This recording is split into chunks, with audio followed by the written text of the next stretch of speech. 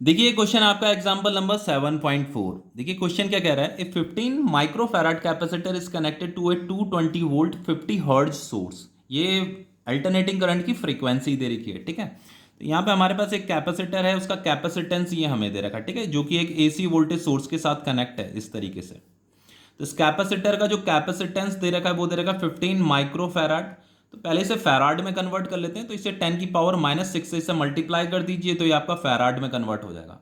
देखो कभी भी किसी भी क्वेश्चन में अगर वोल्टेज आपको दे रखा है ना, अल्टरनेटिंग करंट के चैप्टर में जहां पे भी आपको वोल्टेज दिया होता है, तो इसे हम आरएमएस वोल्टेज बोलते हैं, या इफेक्टिव वोल्टेज भी आप इसे बोल सकते हो। तो ये आपका आरएमएस वोल्टेज दे रखा है 220 वोल्ट। यहाँ पे ये फ्रीक्वेंसी भी दे रखी है आपकी 50 हर्ट्ज, ठीक है। हमें क्या कैलकुलेट करना है, एक तो कैपेसिटिव रिएक्टेंस निकालना है जिसे हम एक्स सी बोलते हैं। हमें यहाँ पे करंट भी निकालना है, एक आरएमएस करंट और एक पीक करंट भी निकालना है। तो हमें आरएमएस करंट भी कैलकुलेट करना है और पीक करंट भी कैलकुलेट करना है, ठीक है। वैसे एनसीईआरटी में पीक करंट के लिए आई एम लिखा होता है, तो कई किताबों में इसे आई नॉट भी लिखा है पीक करंट को, ठीक है। तो सबसे पहले इस एक्स को कैलकुलेट कर लेते हैं। एक्स का फॉर्मूला क्या होता है, 1/ओमेगा सी, ठीक है।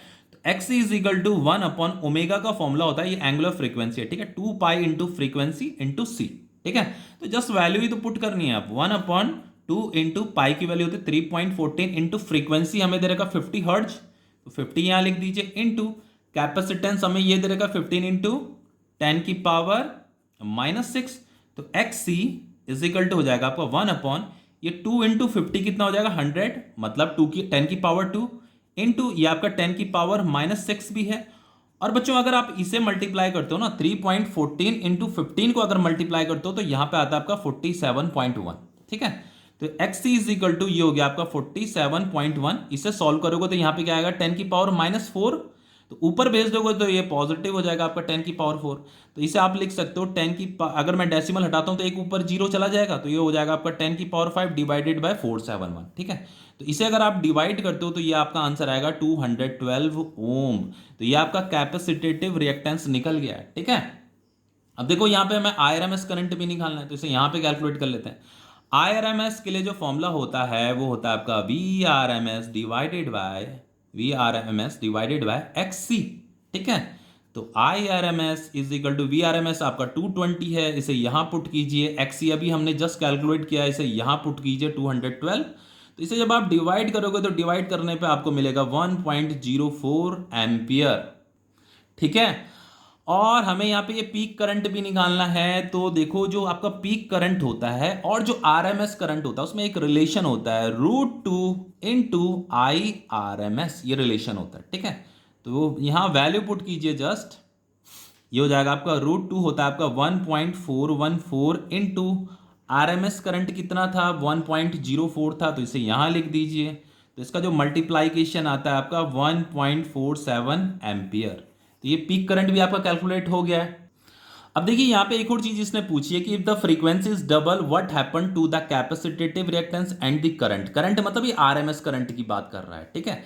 तो हमें ये बताना है कि जो आपका कैपेसिटेटिव रिएक्टेंस है और जो आपका आरएमएस करंट है, अगर हम फ्रीक्वेंसी बढ़ा देते हैं तो इनमें क्या चेंजेस आएंगे, ये हमें बताना है। देखो एक्सी क्या होता है बच्चों, ये होता है आपका 1/ओमेगा सी, और 1/ओमेगा सी को मैं लिख सकता हूं, ओमेगा होता है आपका 2 pi into frequency into C. तो वो ये कह रहा है कि if the frequency is double, तो अगर मैं ये फ्रीक्वेंसी डबल कर दूंगा तो फ्रीक्वेंसी डबल करने से क्या होगा, आपका ये जो कैपेसिटेटिव रिएक्टेंस है ना ये हाफ हो जाएगा, ठीक है।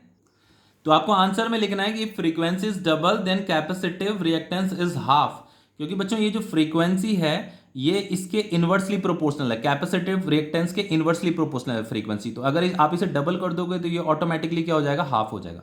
अब देखो ये आईआरएमएस के बारे में भी बताना है। तो देखो आईआरएमएस का ये था ना फॉर्मूला, आईआरएमएस था आपका आईआरएमएस इज इक्वल टू था ये VRMS divided by XC, VRMS divided by XC. और एक्ससी क्या होता है आपका, V R M S divided by X C होता है आपका 1/ओमेगा सी। तो ओमेगा सी ऊपर चल जाएगा, तो इसे हम लिख सकते हैं V R M S, omega को मैं लिख सकता हूं 2 pi into frequency into C. तो ये आपका आई आर एम एस का फॉर्मूला है, ठीक है। आई आर एम एस का फॉर्मूला है वी आर एम एस और ये 2 पाई फ्रीक्वेंसी इंटू सी। अब देखो फ्रीक्वेंसी अगर आप डबल कर दोगे तो फ्रीक्वेंसी डबल करने से आपका आरएमएस करंट क्या हो जाएगा, डबल हो जाएगा। तो यही आपको आंसर में लिखना है, ठीक है।